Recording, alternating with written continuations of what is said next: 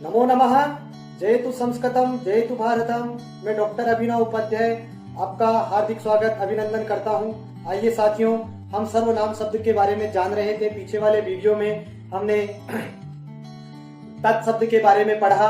आज हम इदम शब्द के बारे में जानने वाले हैं।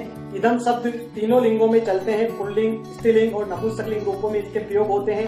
इदम शब्द, यह शब्द का अर्थ होता है, आपकी पाठ्य पुस्तकों में और सभी प्रतियोगिता परीक्षाओं में इदम शब्द से संबंधित प्रश्न किए जाते हैं। इदम शब्द एक सर्वनाम शब्द है जिसके बारे में आज हम पढ़ने वाले हैं। तो आइए हम शुरू करते हैं इदम शब्द के बारे में। इदम शब्द, इसका जो अर्थ है यह है, जो एसह था, ऐसा शब्द का जो अर्थ था यह समीप अर्थ में। वैसे ही इदम शब्द का अर्थ भी समीप अर्थ में होता है, इसको आपको याद रखना है। इदम शब्द के रूप पुल्लिंग और नपुंसकलिंग जो रूप है वो समान है। नपुंसकलिंग रूप में जो है प्रथमा विभक्ति और द्वितीय विभक्ति में ही परिवर्तन है। उसके बाद तृतीय विभक्ति से जैसे पुल्लिंग के रूप है वैसे ही नपुंसकलिंग के रूप बनते हैं। बड़ा सरल है, जो मैं आपको भी स्पष्ट कर दूंगा। स्त्रीलिंग के रूप बिल्कुल अलग है इदम शब्द के, जो पुल्लिंग से अलग होते ही हैं, वो आपको पता है ही। बाकी हम सब सारा जिसे यहाँ पर जानने वाले हैं। इनका अर्थ जो ऐसा का था वो यही अर्थ है, फिर भी मैं आपको सुविधा के लिए यहाँ पर अर्थ बताऊंगा। तो आइए, मैं आप बिना किसी देरी के हम आज के पाठ की शुरुआत करते हैं। आपके सामने है इदम शब्द। इदम शब्द को पढ़ने से पहले मैं आपको कुछ बातें बता देता हूँ। इदम शब्द में पुल्लिंग जो शब्द है इसमें कुछ रूपों के दो रूप हैं, जो किन किन के हैं जो आपके सामने होंगे। द्वितीया के एक वचन और द्विवचन में दो रूप बनते हैं। किस में आप फिर से याद रखें अच्छे से। द्वितीया के एक वचन में और द्विवचन में दो रूप बनते हैं। उसी प्रकार तृतीया के एक वचन में दो रूप हैं।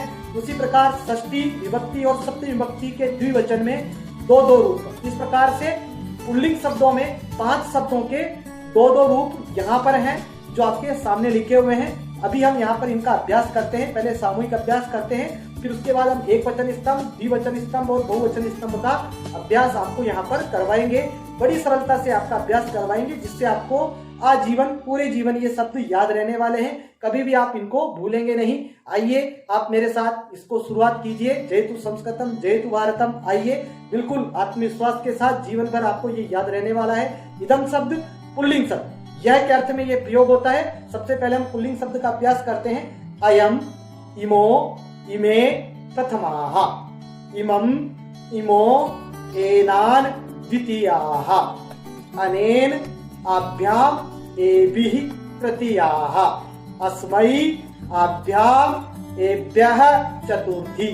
अस्मात्, आभ्याम, एभ्यः, पंचमी। अस्य, अनयोः, एषां, षष्ठी। अस्मिन्, अनयोः, एषु, सप्तमी।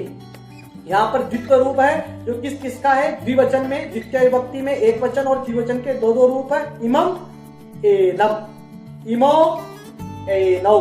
इसी प्रकार अनेन, एनेन, तृतीय विभक्ति एक वचन, षष्ठी विभक्ति, सप्तमी विभक्ति द्विवचन में भी दो रूप है। अनयोः, एनयोः, अनयोः, एनयोः। आइए, अब हम इनका एक वचन स्तंभ का अभ्यास करते हैं।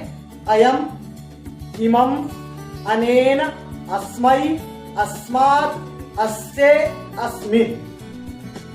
इसी का हम विपरीत क्रम से अभ्यास करते हैं। सप्तमी विभक्ति से लेकर एक प्रथमा विभक्ति तक विपरीत क्रम से हम बोलते हैं। अस्मिन्, अस्य, अस्मात्, अस्मै, अनेन, इमम, अयम। अब हम द्विवचन स्तंभ का अभ्यास करते हैं। इमौ, इमौ, आभ्याम, आभ्याम, आभ्याम, अनयोः, अनयोः। द्विवचन स्तंभ सबसे सरल है, क्योंकि द्विवचन स्तंभ में जो हम प्रयोग कर रहे हैं वो द्विवचन स्तंभ सबसे सरल है, क्योंकि यहाँ पर शब्दों को दो बार प्रयोग हो रहा है। इमौ, इमौ, अनयो, अनयो, आभ्याम, आभ्याम, आभ्याम 3 बार, एनयोः, एनयोः 2 बार, या अनयो, अनयो 2 बार आ रहा है। आइए, अब हम बहुवचन स्तंभ का अभ्यास करते हैं। बहुवचन स्तंभ आपके सामने है।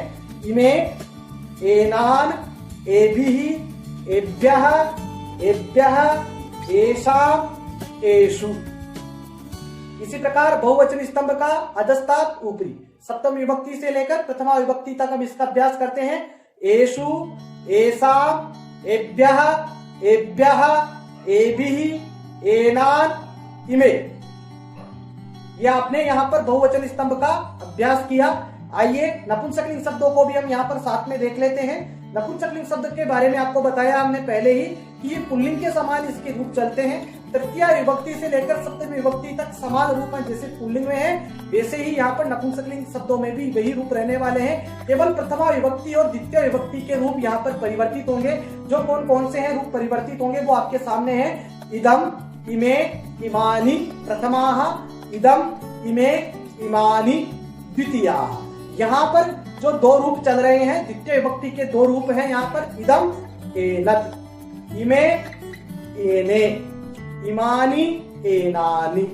उसी प्रकार सप्तमी में जो वैसा था बिल्कुल पुल्लिंगवत बाकी रूप रहने वाले हैं। तो ये आपने पुल्लिंग और नपुंसकलिंग शब्दों को आज याद किया।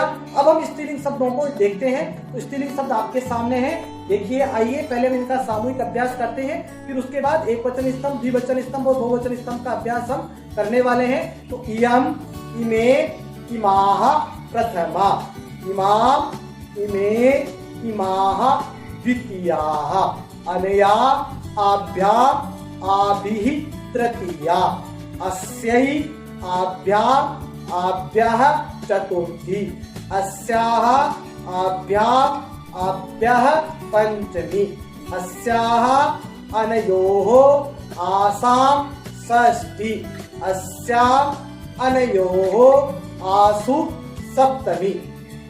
इस प्रकार से आपने स्त्रीलिंग प्रयोग को देखा।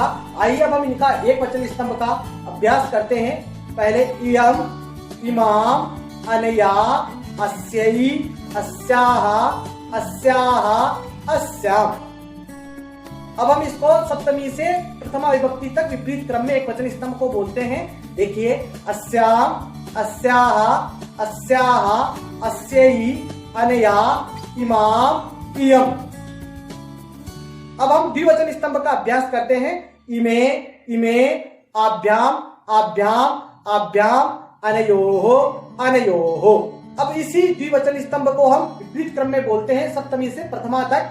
अनयोः, अनयोः, आभ्याम, आभ्याम, आभ्याम, इमे, इमे। आइए अब बहुवचन स्तंभ का अभ्यास करते हैं। बहुवचन स्तंभ है इमाः, इमाः, आभिः, आभ्यः, आभ्यः, आभ्यः, आसाम, आसु। इसी प्रकार से हम इसका विपरीत क्रम में अभ्यास करते हैं। आसु, आसाम, आभ्यः, आभ्यः, आभिः, इमाः, इमाः। और यह आपने आज इदम शब्द के रूप को जाना। इदम का जो अर्थ है यह अर्थ है, एक बार मैं आपको अर्थ बता देता हूँ। इयम, यह, इमे, ये दोनों, इमाः, ये सब, इमाम, इन इसको, इमे, इन दोनों को, इमाः, इन सबको, अनया, इसके द्वारा, आभ्याम, इन दोनों के द्वारा, आभिः, इन सबके द्वारा, अस्यै, इसके लिए, आभ्याम, इन दोनों के लिए, आभ्यः, इन सबके लिए, अस्याः, इसका, अनयोः, इन दोनों का, आभ्यः, इन सबका, अस्याम्, इसमें, अनयोः, इन दोनों में, आसुः, इन सब में। इस प्रकार आपने इदम शब्द सर्वनाम शब्द जाना। सर्वनाम शब्द है इदम शब्द, ये तीनों लिंगों में प्रयोग होता है और सभी प्रतियोगिता परीक्षाओं में और सभी कक्षा 6 से लेकर 12 तक की कक्षाओं में यह पाठ्यक्रम में है। इसलिए आप इसे अच्छे से याद करें, इसका अभ्यास करें, इसका पारायण करें और इसके प्रयोग ज्ञान के बारे में जब हम विभक्तियों के बारे में पढ़ेंगे, जब हम कारक परिचय पढ़ेंगे, वाक्य अभ्यास जब हम करेंगे, तब हम आपको इसके बारे में अच्छे से वाक्य अभ्यास भी हम आपको करना सिखाएंगे। साथियों, यदि आपको वीडियो पसंद आया है तो वीडियो को लाइक करें, चैनल को सब्सक्राइब करना नहीं भूलें, जिससे आने वाले वीडियो का नोटिफिकेशन आपको मिलता रहे।